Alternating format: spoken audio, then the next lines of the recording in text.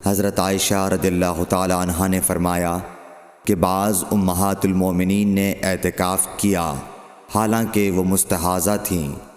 صحیح بخاری حدیث نمبر 311۔ عبداللہ بن ابی نجیح نے مجاہد سے کہا کہ حضرت عائشہ رضی اللہ تعالی عنہا نے فرمایا کہ ہمارے پاس صرف ایک کپڑا ہوتا تھا جسے ہم حیض کے وقت پہنتی تھیں، جب اس میں خون لگ جاتا تو اس پر تھوک ڈال لیتیں اور پھر اسے ناخنوں سے مسل دیتیں۔ صحیح بخاری حدیث نمبر 312۔ ہم سے عبداللہ بن عبد الوہاب نے بیان کیا، انہوں نے کہا ہم سے حماد بن زیب نے ایوب سختیانی سے، انہوں نے حفصہ سے، وہ ام عطیہ سے۔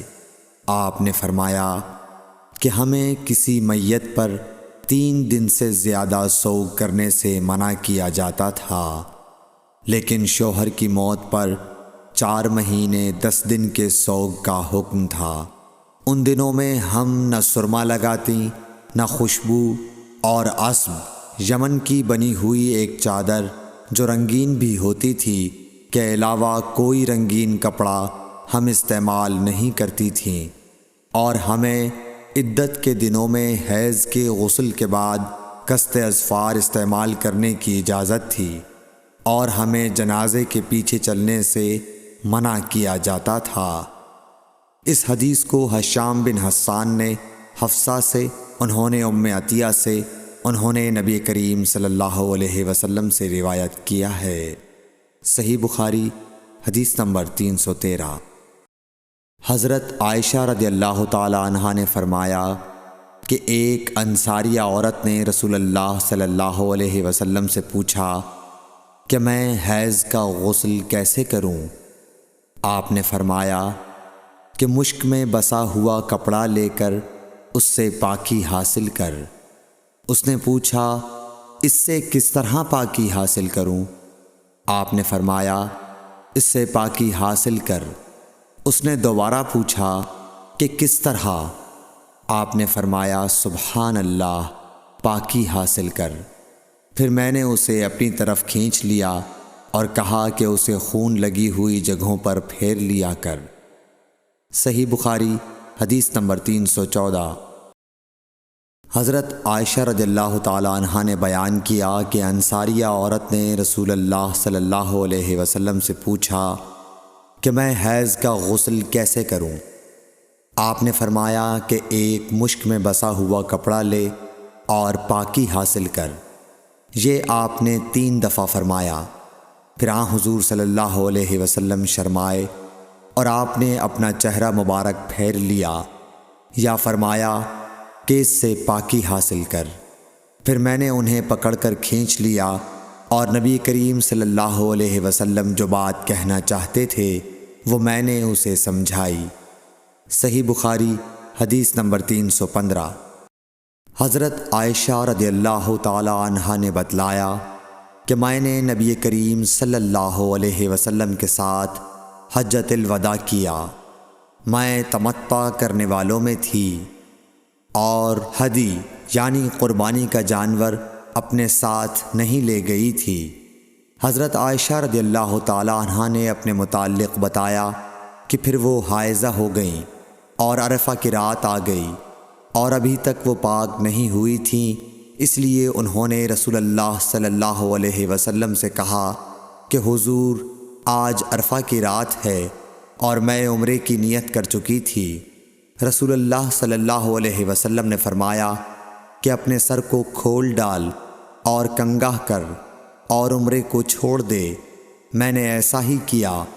پھر میں نے حج پورا کر لیا اور لیلۃ الحصبہ میں عبد الرحمن بن ابو بکر کو حضور صلی اللہ علیہ وسلم نے حکم دیا وہ مجھے اس عمرے کے بدلے میں جس کی نیت میں نے کی تھی تنعیم سے دوسرا عمرہ کرا لائے۔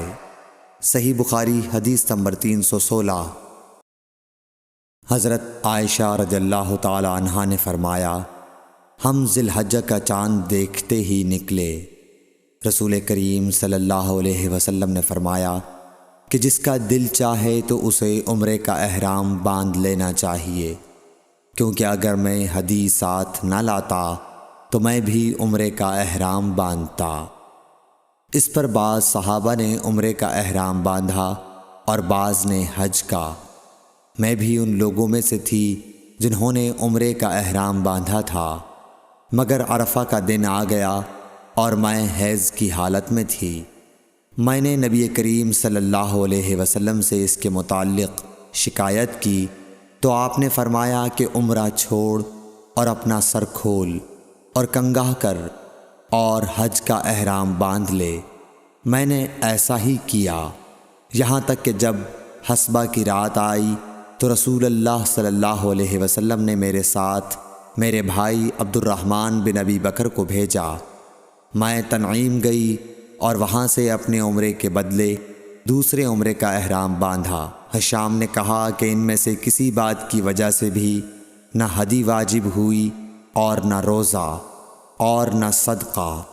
تنعیم حد حرم سے قریب 3 میل دور ایک مقام کا نام ہے۔ صحیح بخاری حدیث نمبر 317۔ حضرت انس بن مالک رضی اللہ تعالیٰ عنہ سے روایت ہے، نبی کریم صلی اللہ علیہ وسلم نے فرمایا کہ رحم مادر میں اللہ تعالیٰ نے ایک فرشتہ مقرر کیا ہے، وہ کہتا ہے اے رب اب یہ نطفہ ہے، اے رب اب یہ علقہ ہو گیا ہے، اے رب اب یہ مضغہ ہو گیا ہے۔ پھر جب خدا چاہتا ہے کہ اس کی خلقت پوری کرے تو کہتا ہے کہ مذکر یا مؤنث، بدبخت یا نیک بخت، روزی کتنی مقدر ہے اور عمر کتنی۔ پس ماں کے پیٹ ہی میں یہ تمام باتیں فرشتہ لکھ دیتا ہے۔ صحیح بخاری حدیث نمبر 318۔ حضرت عائشہ رضی اللہ تعالی عنہا فرماتی ہیں کہ ہم نبی کریم صلی اللہ علیہ وسلم کے ساتھ حجۃ الوداع کے سفر میں نکلے۔ ہم میں سے بعض نے عمرے کا احرام باندھا اور بعض نے حج کا۔ پھر ہم مکہ آئے اور حضرت صلی اللہ علیہ وسلم نے فرمایا کہ جس نے عمرے کا احرام باندھا ہو اور ہدی ساتھ نہ لایا ہو تو وہ حلال ہو جائے، اور جس نے عمرے کا احرام باندھا ہو اور وہ ہدی بھی ساتھ لایا ہو تو وہ ہدی کی قربانی سے پہلے حلال نہ ہوگا، اور جس نے حج کا احرام باندھا ہو تو اسے حج پورا کرنا چاہیے۔ عائشہ نے کہا کہ میں حائضہ ہو گئی اور عرفہ کا دن آ گیا، میں نے صرف عمرے کا احرام باندھا تھا، مجھے نبی کریم صلی اللہ علیہ وسلم نے حکم دیا کہ میں اپنا سر کھول لوں، کنگھا کر لوں اور حج کا احرام باندھ لوں اور عمرہ چھوڑ دوں۔ میں نے ایسا ہی کیا اور اپنا حج پورا کر لیا۔ پھر میرے ساتھ حضرت صلی اللہ علیہ وسلم نے عبد الرحمن بن ابی بکر کو بھیجا اور مجھ سے فرمایا کہ میں اپنے چھوٹے ہوئے عمرے کے عوض تنعیم سے دوسرا عمرہ کر لوں۔ صحیح بخاری حدیث نمبر 319۔ عبداللہ بن محمد مسندی نے بیان کیا، کہا ہم سے سفیان بن عینیہ نے حشام بن عروہ سے، وہ اپنے باپ سے، وہ حضرت عائشہ رضی اللہ تعالی عنہا سے کہ فاطمہ بنت ابی حبیش کو استحاضہ کا خون آیا کرتا تھا، تو انہوں نے نبی کریم صلی اللہ علیہ وسلم سے اس کے متعلق پوچھا۔ آپ نے فرمایا کہ یہ رگ کا خون ہے اور حیض نہیں ہے، اس لیے جب حیض کے دن آئیں تو نماز چھوڑ دیا کر، اور جب حیض کے دن گزر جائیں تو غسل کر کے نماز پڑھ لیا کر۔ صحیح بخاری حدیث نمبر 320۔